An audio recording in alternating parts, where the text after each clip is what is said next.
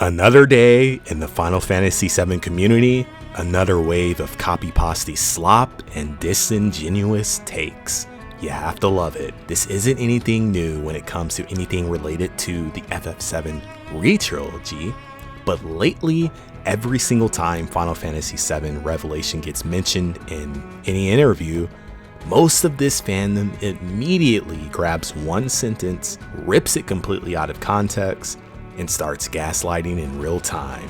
Case in point, Automaton West just dropped part 2 of their extensive interview with Director Naoki Hamaguchi, and right on cue, clickbait outlets and social media accounts are already trying to jump through whatever mental gymnastics loopholes they can find, claiming Hamaguchi confirmed the happy ending, or he confirmed the same ending, or he proved ties to Advent Children and hinted at DLC cop-outs. Except, if you actually read the article, then you'd quickly find out he said the exact opposite of any of these things. So in this video, we'll take a step back, stop looking at developer quotes through a vacuum, and break down what Hamaguchi actually said regarding streaming culture, player choice, the ending, and the future of the FF7 re-trilogy. Because honestly, what he's cooking is way more interesting than any fake news people are peddling on Twitter.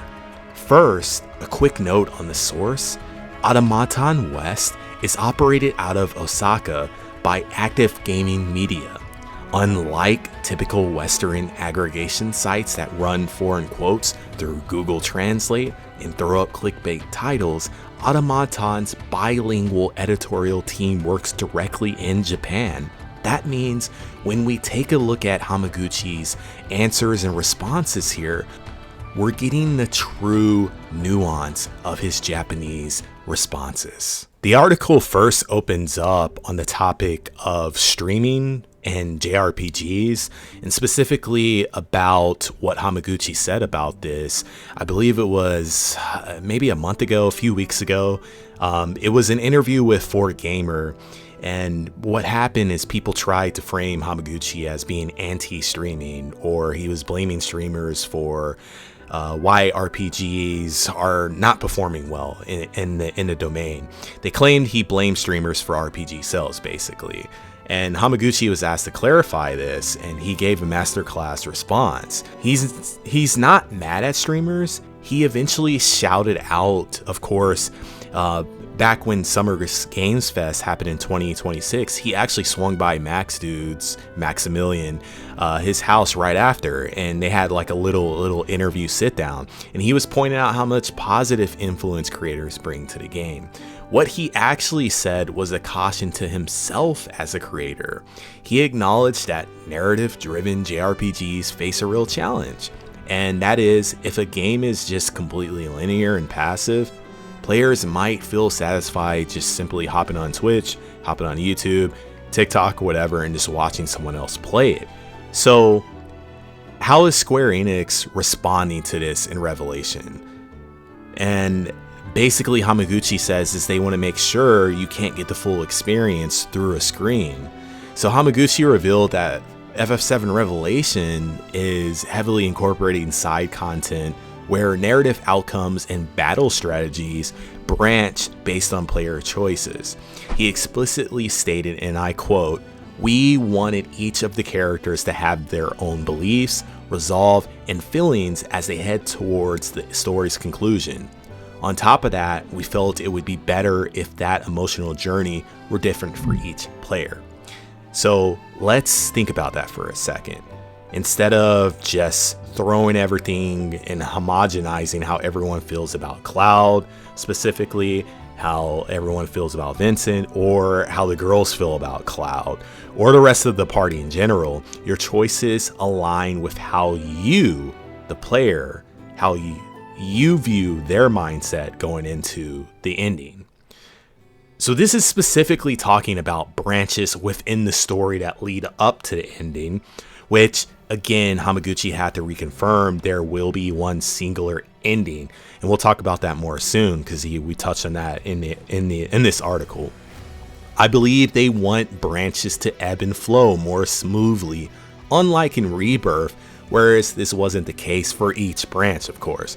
So for example, if you look at the Tifa branch, the Tifa branch wouldn't feel scrambled and narratively seem flawed by having a scene such as the dream date happen.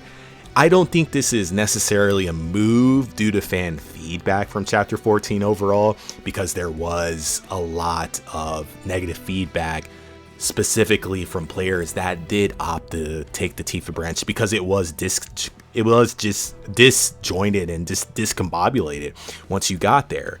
I just think it's objective that the narrative experience for all the branches weren't sound, and this was it was clear to see that. So if you watch a stream, you'll see one version of the events, but when you play it yourself, your decisions shape their emotional path. And this is essentially how they want to respect player agency without turning it into a self-insert, which ends up being a narrative mess. That being said, Cloud's feelings and perceptions are what they are, regardless of what the streamer, in this case, or of course you and I, the player, wants them to be when we play. Re-Trilogy has been consistent with this, and I expect Revelation to further show this. It's more so about each character's own respective arcs and their internal motivations. You'll progress through the game and you're going to flesh all that out, and you're going to walk the path, and there's going to be branches that you go down and small deviations here and unique interactions. And then when you walk into the ending sequences, you'll have a deeper understanding of that character or those characters specifically. Also, Hamaguchi, he's basing what he said here about streaming and RPGs. It's facts. There's data backing this.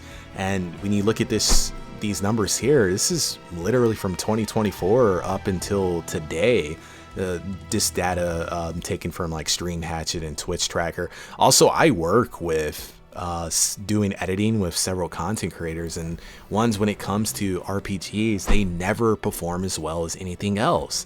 And this could be a whole, this is really fascinating to me, and I would love to just do a video on this because I love RPGs, and I'm a big fan of JRPGs. Like, obviously, I do a lot of clerith content here and Final Fantasy content, but like, I play a lot of RPGs, and it's disappointing to me how they just don't perform well. And there's a lot of reasons for this, but that's a whole different topic, and we can talk about that, and I'll talk about that some other time. Now we get to addressing the big elephant in the room of this article, the ending rumors and Advent Children. For the longest time now, people have been spreading this theory that Re-Trilogy is leading straight into Advent Children, and upon some recent interviews that Hamaguchi has basically confirmed the ending of the Re-Trilogy. Either it's the exact same as OG, which rolls into AC, or even that it's just simply going to be a happy ending. And Hamaguchi, he laughed when asked about this, and his response was this: "I've been given the same answer each time I'm asked about the ending, but since people only focus on the things they want to hear, the actual truth rarely gets across." Let me repeat that for the people in the back. People only focus on the things they want to hear. Hamaguchi explicitly clarified that he has never revealed how the ending will turn out, not once. What he said is that he wants players to look back at the entire journey. So this 10-year journey of the Re-Trilogy series, and he wants them to feel glad that they embarked on this journey and that they stuck with it throughout the entire time. It doesn't necessarily mean a fairy tale ending, nor does it mean a darker tragedy than, of course, with OG and then rolling into AC. It could be faithful to OG, it could be entirely new, or it could go into a direction that no one expects at all. And so this all ties in with Advent Children because people have been pushing this bad faith narrative that the devs specifically said that Part 3 explicitly connects into AC. Ultimately means nothing changes, and this mainly stems from some comments that Katase said, where he said that the Re-trilogy would link to AC or lead to AC. I don't remember the exact verbiage, but it was something along the lines of that. I'd have to go and look it up and post it, but we all know what I'm talking about.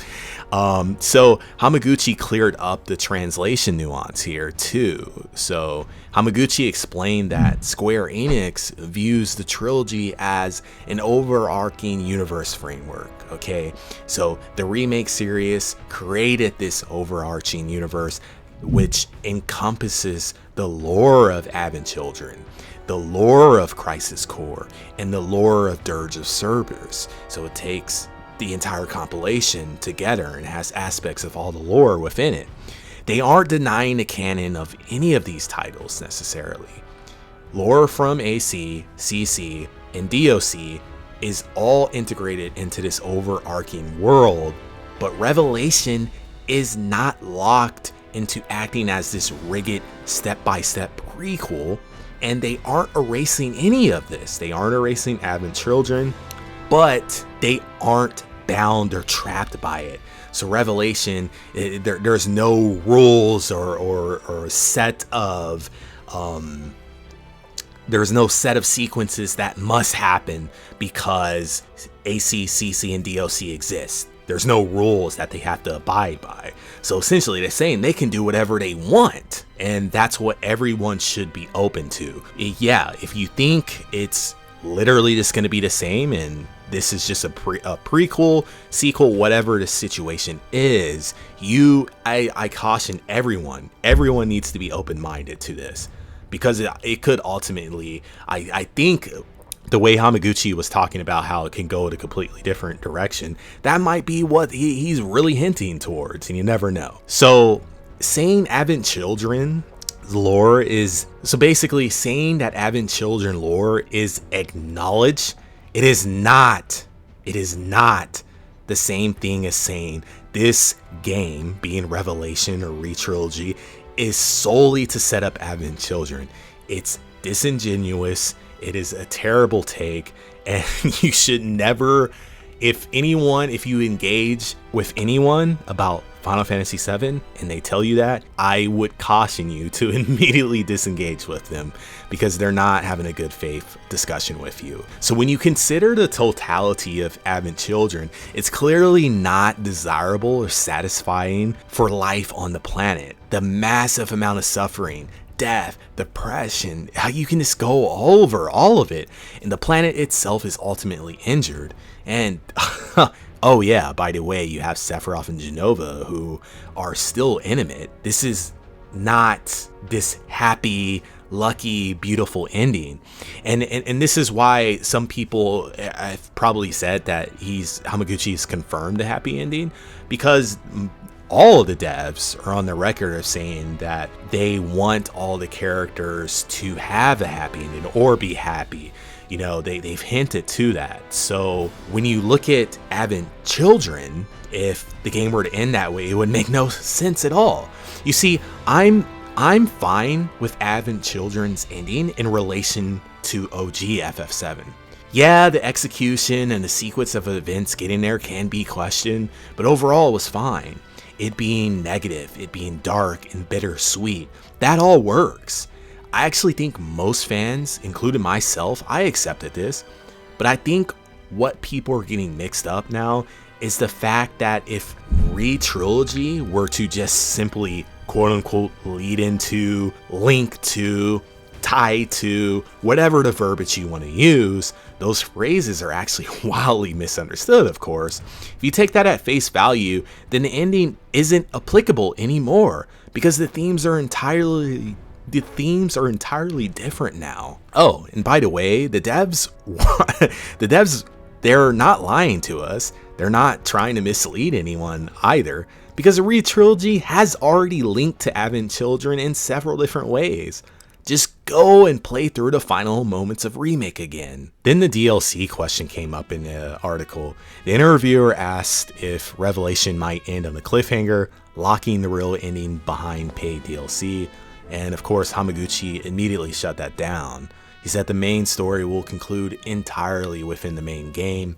Final Fantasy VII Revelation is the definitive end of the trilogy. But he also noted that if they ever do DLC due to massive fan demand down the road, it would be a character-focused standalone episode. So similar to episode Intermission with Yuffie back in Remake, depicting an untold side story. Nothing mandatory for the main narrative, no paywalled endings. So purely just extra flavor for the fans who don't want the world to end yet. And also there was the topic of Ever Crisis. If you didn't know, Ever Crisis is ending, it's going through end of service, it's shutting down. Hamaguchi reassured fans that right now 100% of the team's focus is on finishing Revelation and having it ready for spring 2027. They aren't worried about what comes after this until Re-Trilogy is finished, so it's all hands on deck here. He also teased that news unveils will start dropping steadily at upcoming major gaming events with playable hands-on demos on the horizon. So immediately you can think of Tokyo Game Show coming down the line. Obviously the Game Awards towards the end of the year and things of that nature. We'll expect more to ramp up. And I just want to mention something real quick with Ever Crisis and then potential DLC. Immediately what comes to my mind, I would not prefer it. Probably with Vincent and everything with Lucretia, I think that could possibly be DLC, but I honestly want that to be in the main game in Revelation. I think specifically Vincent and Sid definitely need to get a lot of time because they barely got anything in Rebirth at all. So I think the best option for this would be with, they talked about Ever Crisis shutting down. So with Ever Crisis, there is a lot of backstory with First Soldier and Sephiroth, and I think it would be really cool if they made a DLC, based on the Re-Trilogy engine and really flesh that out. I really don't want First Soldier and Sephiroth's backstory to really be lost in purgatory with Ever Crisis and Before Crisis and all that, where it's just hard for people to access that and play and experience themselves. You can only just hop on YouTube or whatever and look up videos. So that's just a big miss. So I think that's an opportunity there. Scrolling through Twitter, I think I saw some people mention it could be something with Aerith. I don't know if I'm a fan of that too as well, because I don't even know what that would be. But yeah, just something to think of there. When you take time to look at this interview and read it on your own, the picture becomes crystal clear. Hamaguchi and the FF7 Re-Trilogy team know the weight of what they're building here. They're not cutting corners. They aren't hiding endings behind DLC. They aren't giving away the plot just so easily to satisfy anyone, any theory bro, or any loud fan base on Twitter or whatever it is who refuse to read between the lines. They are making this massive player-driven experience, and they're aiming to conclude their Re-Trilogy with a bang, and Hamaguchi sounds quite confident that this is going to please everyone that plays it, and he believes that the finale is designed to give every character their due resolve, and also giving us the agency to shape that emotional journey as we're playing through Revelation. I do think it's an elephant of a task, and it's going to be a hell of a it's going to be a hell it's going to be very difficult to pull it off. But if there's anyone that we can trust to do this, it would be Hamaguchi and this team. So anyways, that is the gist of the article, and I think it was really telling that Hamaguchi again felt that he needed to clarify a lot of these things that have been twisted and misconstrued and taken out of context. He's had to do this several times. Back when there was that article claiming that Hamaguchi said that Aerith and Cloud's relationship is familial. Their brother, it's the brother and sister type relationship. There's this constant thing. Like, you can tell Hamaguchi's just getting tired of this, and that's why he's being more aggressive as of late. And I love it, and he's gonna keep doing it. Prepare for more. So anyways, just drop some comments below. I'd love to hear what your actual thoughts on what Hamaguchi said here. And then when it comes to the branches, what do you think about this? And the ending, what do you think about? And do you think ultimately that the ending of the Re trilogy is going to be able to satisfy everyone? Just let me know.